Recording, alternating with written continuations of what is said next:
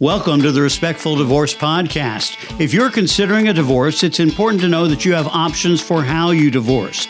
On the Respectful Divorce Podcast, we explore those options and provide advice from divorce professionals.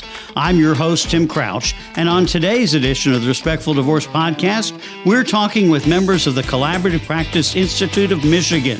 Joining us today are Alicia Schonberger, a divorce financial specialist, Amy Osterbeck, a certified divorce real estate expert, James Chryssikos, a collaborative divorce attorney, and Dave VanMeurs, a mental health professional and president of the Collaborative Practice Institute. Thank you all for joining us today. Thank you. Thank you. Thank you, Tim. So let's start, first of all, Dave, with just kind of a broad question. We've got all of these different people on this call. When we think about divorce, we tend to really think about attorneys.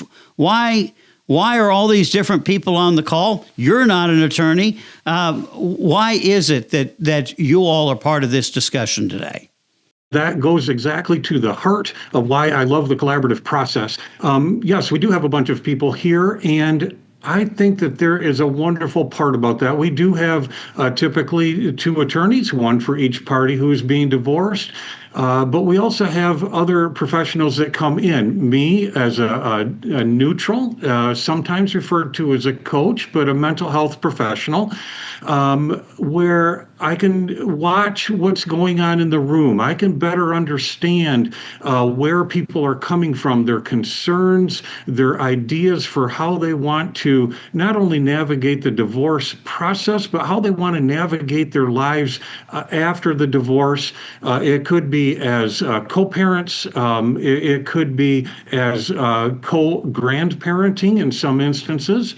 I also work a little bit in as a neutral, as a police traffic officer, if you will, keeping track, making sure that everybody is on the same page, that we're moving forward, agendas are properly put out so everyone is prepared, that the notes of our meetings are sent out in a timely manner so everyone can remind themselves of what we have done in the most recent meeting, as well as maybe their homework for the upcoming steps.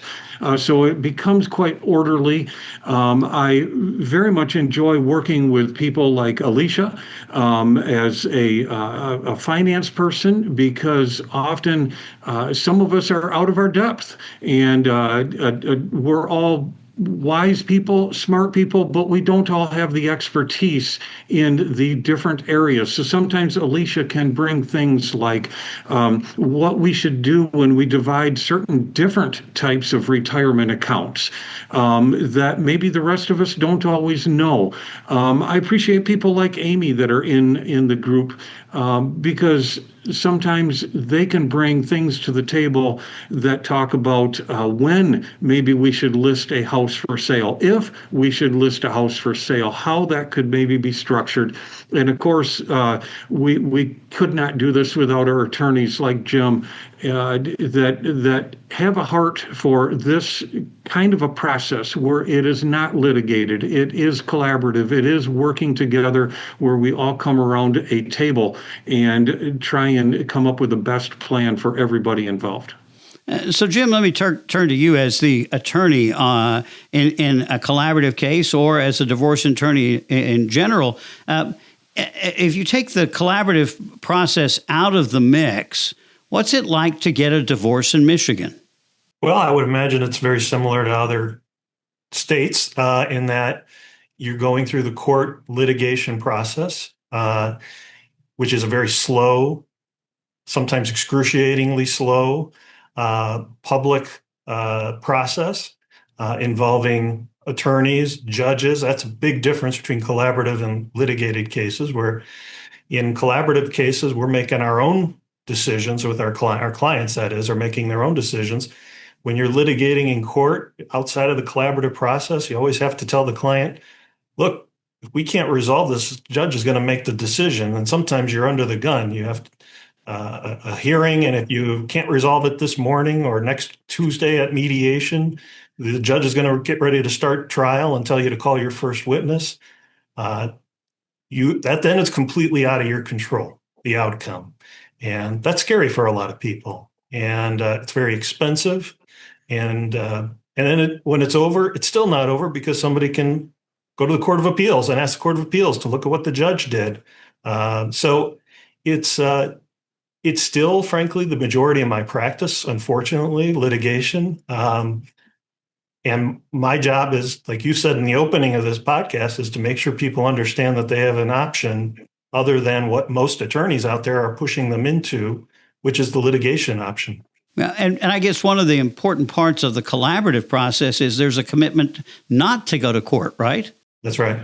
That's right. We sign a collaborative participation agreement before we ever get started in the collaborative process, which has a disqualification provision so that the parties know when they're signing the agreement that the professionals that they've hired for the collaborative case are not available to them if the case falls out of the process and goes to court.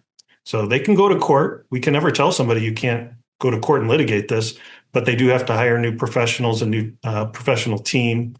And that's really, it's not just to, it's not a tactic to keep people in the process. It's really more so that people feel like they can be frank in the discussions. They can talk openly. You never have to worry that this is why I don't like this concept for settlement. And you don't have to worry about what you're saying in front of the other attorney because that attorney is never going to be cross-examining you in court. Okay. It does also have the effect of somebody has a bad day or a bad meeting and they call their lawyer the next morning and say, just file for divorce, right? So it does prevent against that. But there's a good reason for that disqualification provision. Well, let's talk with the other two folks on the call. Alicia, you're a divorce financial specialist. What does that mean in terms of your skills that you bring to the divorce process? Sure. Well, I am also a certified financial planner and have been for decades. And so with the additional certified divorce financial analyst designation, it means that I am well-versed in the financial implications of different settlements, different types of retirement accounts, different types of executive compensation. So I bring that expertise to the table to help the whole team, not just the people getting divorced, but also so that the people getting divorced can make informed decisions about how a particular settlement would impact their future.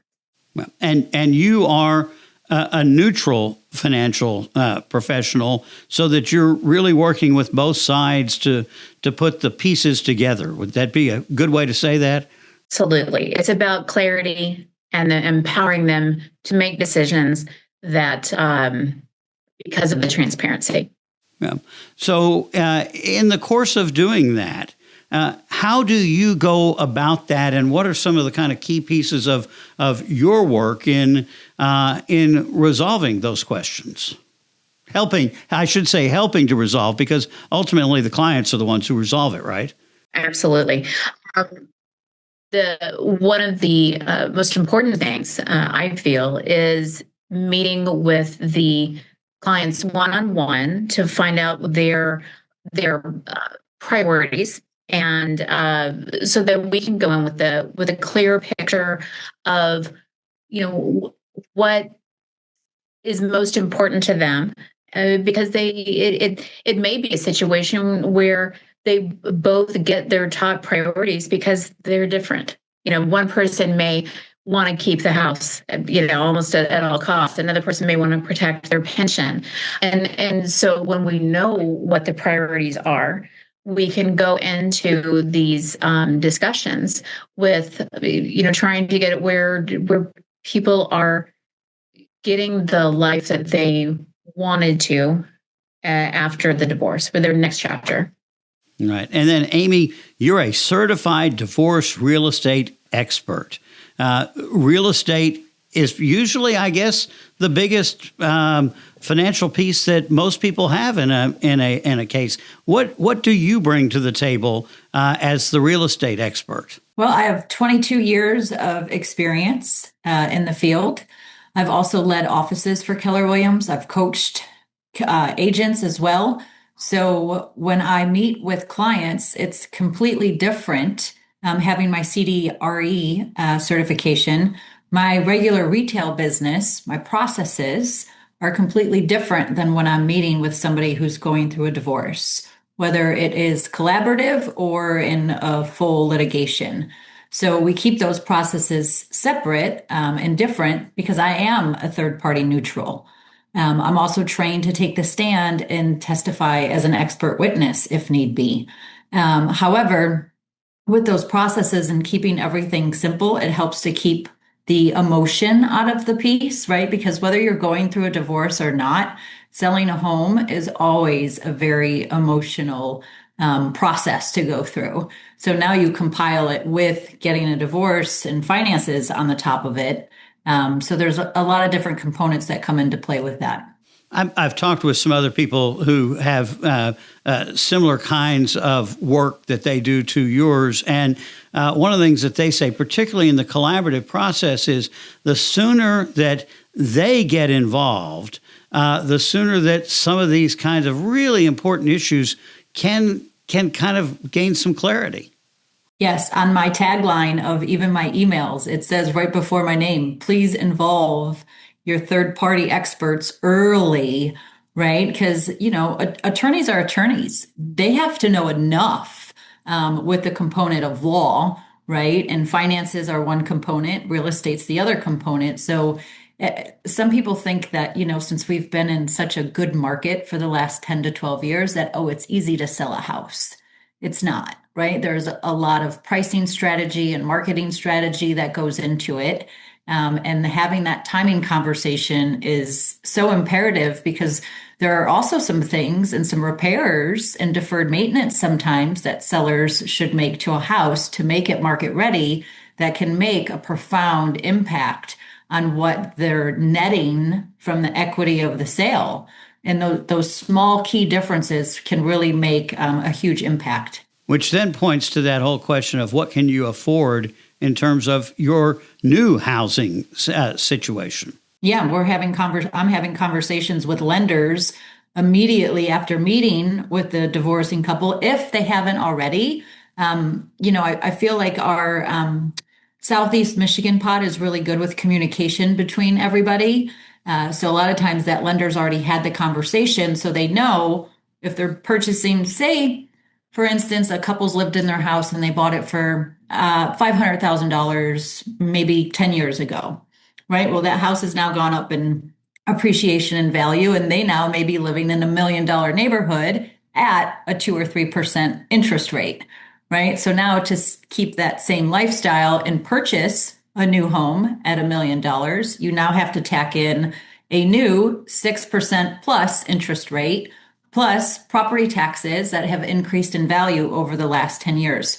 So sometimes, even though a party may want to sell a house, sometimes selling the house isn't always the best thing, depending on what the outcomes are. Yeah. Dave, I thought that Alicia said something really important talking about goals. And in the collaborative process, that's one of the very first things that you do is establish what the goals are for the couple, for them individually, right? Yes, absolutely. Usually to start one of these collaborative processes, I would ask the attorneys for the contact information of the two parties. I reach out to them together. I almost 100% of the time communicate together with the parties for full transparency. I ask them to come in to see me together. I ask them to come in to see me individually because I want to find out what their goals are as a divorcing couple. I also want to find out what their goals are as individuals. And part of the efficiency of that process is then I can share with the attorneys in bullet pointed form almost, hey, these are the directions we wish to go, that the parties wish to go in this particular process. And that saves so much time with relative to the attorneys. And ultimately, time to the parties is money. right? And so the goal of this is actually to be a more efficient dollar-wise process, because we understand the goals from the beginning. We know we have a roadmap for where we are going. We have the different disciplines who each bring their appropriate expertise. And at the end of the day, we feel that a collaborative divorce is a better outcome and for less dollars than the more traditional litigated process. Yeah, does everybody get what they want? Their goals? No, they don't. They really don't. But my role in that as a neutral is to guide these folks to understand that we probably will not get everything we want, but we will get what is best for each of them as a divorcing couple. Often, if they are minor children, sometimes even with adult children, we will talk about what is in the best interest of the children as a divorcing couple. And that would go towards maybe what Amy talked about with do one of the parties maintain the home? It goes to what Alicia was talking about with how do we divide up larger assets like retirement funds or pensions. And so yeah, we probably, one of the parties won't keep the house and the pension and the 401k, but they will get enough in this process by agreement, ultimately with each other, that will forward their lives as co-parents or co-grandparents or simply a divorcing couple, a divorced couple. Yeah, and Alicia, I guess one of those things also is financially that you're able to sort of lay out a roadmap. What is your financial life going to look like right after the divorce and for the next several years to come, right? Exactly. I like to look at both the post-divorce budget to make sure that from a cash flow standpoint that we can identify where some pitfalls might be if changes aren't made. I also like to look, of course, depending on the age of the people, but 10, 20, maybe even 30 years down the road with some financial planning to show how many times you're going to be okay. This is, it's not, yes, look, you're taking one household and you're making it two. However, it doesn't mean that you've had a huge setback. There may be adjustments that need to be made, but that's, I think, part of the clarity that comes with having the financial neutral is we can show and all of our spreadsheets and reports and graphs, what the impact of some of the decisions that they have to make. Yeah, and Jim, it seems to be one of the questions that would pop up. We had all these other people other than attorneys involved, and divorce is already expensive. This is going to get a lot more expensive, isn't it? No, not at all. I mean, on average, it's about the same, if not a little cheaper usually than a litigated divorce case. If a divorce case that's in litigation goes to trial, it's a lot cheaper because divorce trials are incredibly expensive. Fortunately, they're few and far between, but the ones that do go get real pricey real fast.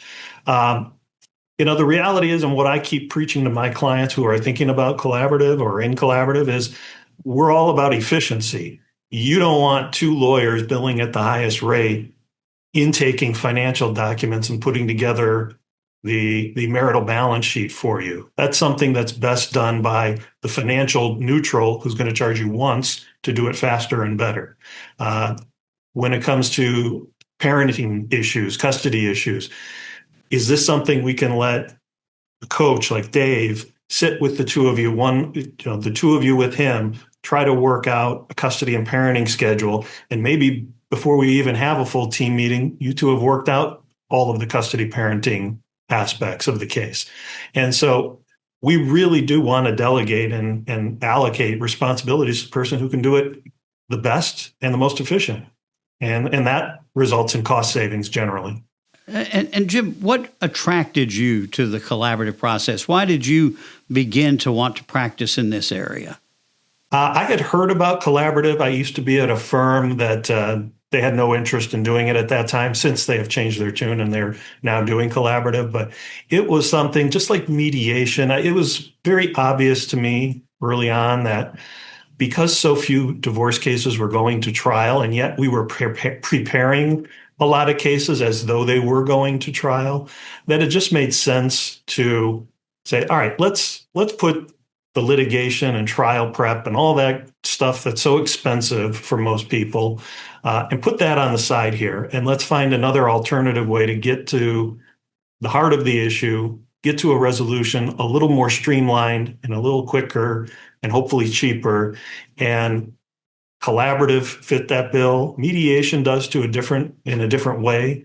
But collaborative was something that I wanted to, as soon as I went and opened my own practice, I ran to do the collaborative training. That was back in 2015 or 2014, actually. And year to year, it's been a growing part of my practice. And I'm very grateful that it's a tool in my toolkit. And Amy, what attracted you to divorce work? Oh gosh, I would say it's a mix of personal and professional. I went through my own divorce in 2014 and then found a program that my church was hosting called Divorce Recovery. So I took that program, not once. I joke and say I failed and took it twice. And then I became a facilitator. And then I led the program for 5 years. And I thought, how do I meld my passion and my heart project into my business? Yeah. And as you've done this, you've seen the divorce side, you've seen the collaborative side. How do you see the difference from your perspective? I think one of our trainers at the Advanced Collab training last year said it best. It's not so much the spouses and the participants going through the divorce that are collaborative, it's the team around them. And I think when people hear that word collab, they have, a blinder view of what it means. And I know what key differences have been made for me in my life when I've had a team of people supporting me instead of just one. So I think that's really the key difference. Well, and then I'll ask you kind of the same kind of question, Alicia. How did you end up in the collaborative world? Well, like many, my parents divorced and it was a mess. And, I became a CDFA because I felt like had my mother had the guidance and also, quite frankly, from my dad to understand the impacts of how it would affect my mother. If there had been a financial neutral in their divorce, I feel like so much would have been different. They would have been more of the architects of their post-divorce life as opposed to kind of almost being an afterthought in that divorce process. So that's the reason I became a CDFA. Collaborative, it's kind of a, I don't want to sound, because I know so many people, get that kumbaya thing with collaborative, but it's kind of a kinder, gentler way of getting divorced. I mean, it's still a divorce. There's still emotions and difficulties and things like that. But the difference is that, you're really the active participant and how your life is going to go forward. So I feel like that was, it was eye-opening to see the impact that it could have. Dave, what attracted you to collaborative? There were two things. One was through my personal experience, and the other is through my practice talking with therapy clients who have experienced divorce or either firsthand or maybe a relative or a parent themselves. And the almost failures or the difficulties with those processes. So that kind of made me look for what is a better option? Because most of the troubles that I saw were because a traditional divorce system takes us to the day that the divorce is entered, or the day that the judge signs the decree. And so many of those processes, the goal is to get to that day. There's a fundamental difference with collaborative divorce in my view, in that we are looking at what happens from that day forward, not just getting us to that day. How are we going to co-parent? How are we going to interact with extended family members? How are we going to go to someday the first bar mitzvah or baptism or wedding of our children or grandchildren of the divorcing couple? And all of that comes after the day the judge signs that decree. And so for me, the attraction was, how do we set up a process? Collaborative divorce does that process to look to the indefinite future in that manner. So we're recording this podcast ahead of Divorce with Respect Week, which is coming up March 1st through 8th. And I'll just ask each of you, what does it mean to divorce with respect? Dave? I think it is when we come to the table where we have at minimum the two parties, the two attorneys, the mental health professional, and where and often appropriate, the others like Alicia or Amy at that table, and we talk through what the needs, wants, and desires of each of the parties are, and how can we say, we had this life together, the two parties had this life together. We stipulate to the fact that they are no longer going to be together as a married couple, but how can they each attain their goals as reasonably well as possible through this process? Alicia, you told your parents' story there a moment ago, but what does respect and divorce look like to you? To me, it's about the parties having a voice in the process and helping to construct, what their life will be. Making sure that everyone is heard, and then working towards that joint goal. Yeah. And Amy? Yeah, I think I would have to say, a lot of times in divorce, people want to point fingers and place blame and make it the other person's fault. And I believe, divorcing with respect comes to putting that aside for a minute and recognizing that two humans are separating their lives, and how do we get to an end goal successfully in that, with a little bit of grace and forgiveness as well. Yeah. And Jim, I would assume you've seen plenty of divorces where there wasn't a whole lot of respect involved. Well, what does that look like from your perspective? Well, divorcing with respect, from my standpoint, is really letting people know that we're listening to what they're saying, understanding that there are two sides to this, giving people that ability to speak their mind in an open forum. If they need to do it privately with their attorney, fine, but generally speaking, we like to do it openly in a group, and giving them that ability to be heard. That's I think what a lot of people are lacking in litigation is, they can talk to their attorney if they can get them on the phone. They don't really have much ability to get the judge's ear, and when they do, it's very expensive. Mediation can be helpful, but what do you get? Maybe 2 hours with a mediator one day. Whereas collaborative, I think we really give people that opportunity to be heard, let the group listen and hear both sides of it. Yeah. And so as we wrap up, if each of you could just give your contact information, how people can get a hold of you. Jim, let's start with you on that. Sure.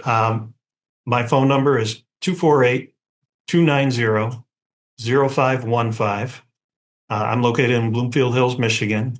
My website is www.Chryssikos that's CHRYSSIKOS law.com.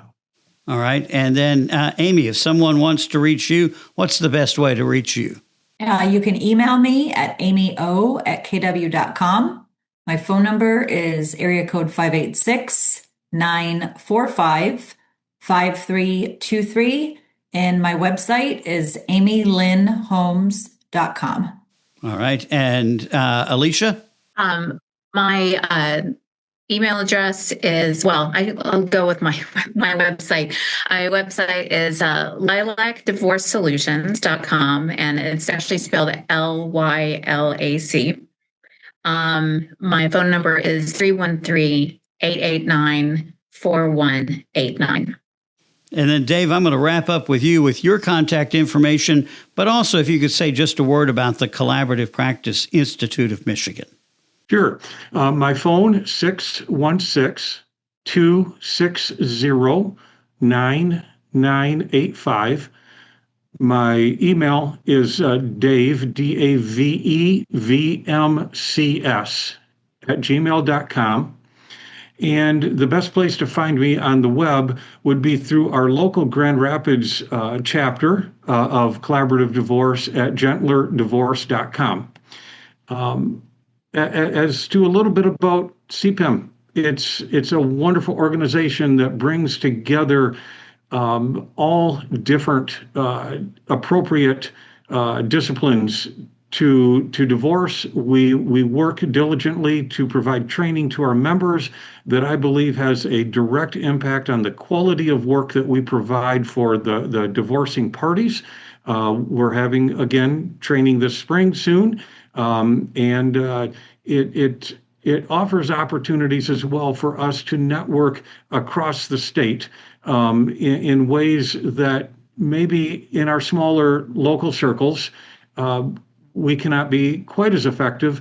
But I have found, being on the west side of Michigan, that there are often people on the east side of the state who have some skills that are appropriate to west side cases. So I really appreciate the statewide organization and what it can do to bring the professionals together in a way that best serves divorcing clients.